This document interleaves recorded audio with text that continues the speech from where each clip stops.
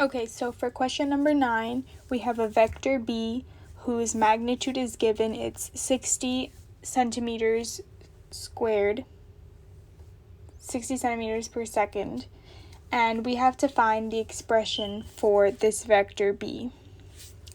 So the angle that this vector b creates with the x-axis on this side here is 150 degrees. So we want to find this degree, or theta in this case, here, this degree.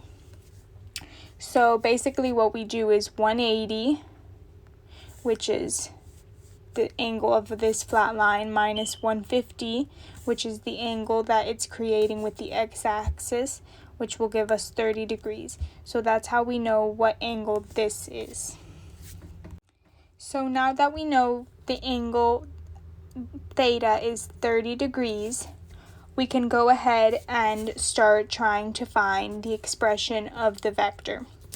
So we have b equals negative 60, which is the magnitude of the vector in the y direction, cos 30 degrees, because that's the angle that we just found, plus 60 degrees, positive 60 degrees in the x direction. This is in the x direction, and this now is going to be in the y direction.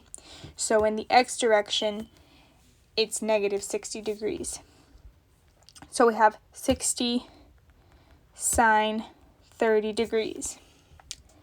However, we need to convert the 60 from centimeters to meters, because they want us to find the expression for this vector using meters per second. So now that we know that they want us to convert 60 from centimeters to meters, we'll have 0.6 cosine 30 degrees plus 0.6 sine 30 degrees. And now basically we just solved this. So here, if we solve that, we'll have negative 0.3 square root of 3 plus, when we solve this, we'll just have 0.3. And this is the expression of the vector b. So the correct answer would be C.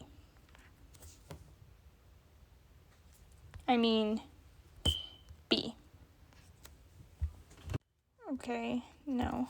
The correct answer is actually A.